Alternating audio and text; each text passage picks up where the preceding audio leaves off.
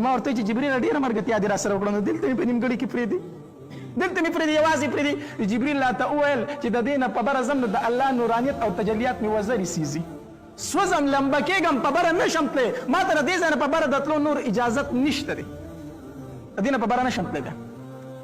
نو په دغه رفرف کې نبی علیه الصلاة والسلام بره لاړ. نبی علیه الصلاة والسلام فرمایي یو ځای ته ورسېدم چې هلته د قلمونو اواز راته، د قلم باندې سړی دا لیکل نه کوي په کاغذونو باندې، داسې اواز راته چې لیکل کېږي په مخه. وی ما ته وویلی شو چې دا صریف الاقلام دی، په کوم ځای کې چې تقدیر لیکلی کېږي. داسې ووایه دا یو دفتر دی بغیر د تشبیه نه، دا د الله تبارک وتعالی یو دفتر دی، فرشتې پکې لګیا دي د الله د طرف نه چې هر انسان دپاره څومره روزي، څومره رزق، څومره اوبه، څومره عمر، څومره خوشحالۍ، څومره غمونه، چې دا څه کېږي په کال کې لیکلی کېږي، دغلته ځمکې ته راښکته کېږي. بیا صریف الاقلام کې دغلته دا هر څه ولیکلی شي، بیا سدرة المنتهی دغې ونې ته راوړلی شي، د بیرې دې ونې ته د دغې ځای نه یې فرشتې روچت کړي او د ښکته ځمکې ته راوړي، ځمکې ته بیا راوړي. وایي دغلته تقدیر لیکلی شو. وی د دغې نه په بره باندې بیا د نور پردې وي، د نور پردې وي. بره نبي علیه الصلاة والسلام لاړ د الله تبارک وتعالی ملاقات له، ثم دنا فتدله، د الله تبارک وتعالی ملاقات له ورغی او د الله تبارک وتعالی سره براه راست خبرې وکړي. بعض علما وایي چې نبی علیه الصلاة والسلام د الله تبارک وتعالی سره براه راست خبرې نه دي کړي، خو د محققینو د جمهور مذهب دا دی چې نبی علیه الصلاة والسلام الله لیدلی دی او مخامخ ورسره خبرې کړي دي.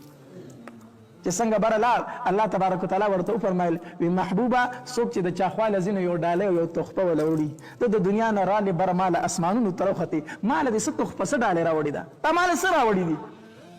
نبی علیه الصلاة والسلام ورته سر به سجود شو، سجده یې وکړله او شروع شو وی التحیة لله والصلوات والطیبات. التحیة لله، الله دا ډالۍ مې درله راوړې ده، زما د ژبې چې څومره عبادت دی زما او زما د امت هغه ستا دپاره دی الله.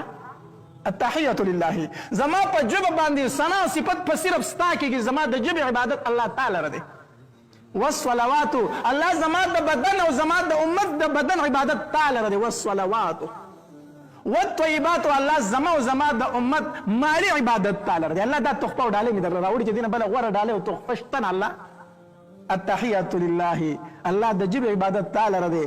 والصلوات، د بدن عبادت تعالی را دی. والطیبات، د مال عبادت مې الله تعالی را دی. نو الله تبارک وتعالی ورته وفرمایل السلام علیک ایها النبی ورحمة الله وبرکاته. السلام علیک، سلام دی پتا باندې، ایها النبی، اے نبی علیه الصلاة والسلام، ورحمة الله، زما رحمتونه دی پتا باندې، وبرکاته، زما برکتونه دی پتا باندې. الله تبارک وتعالی په سلام ورواچو. نبی علیه الصلاة والسلام حیران شو چې الله خو په ما باندې سلام واچو، ما ته خیر علی وي، نو زما امت خو پاتې شو. بیا نو نبی علیه الصلاة والسلام ډایرک وي السلام علینا وعلى عباد الله الصالحین، الله په ما دې سلام وي والله زما امتو وعلى عباد الله الصالحین، په هغې دې د الله تبارک وتعالی سوي سلامونه وي.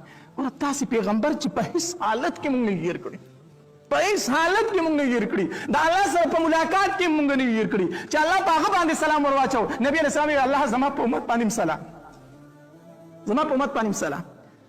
بیا ورته الله تبارک وتعالی د خپل طرف نه 3 تحفې او 3 ډالۍ ورکړي. یو د 5 منځونو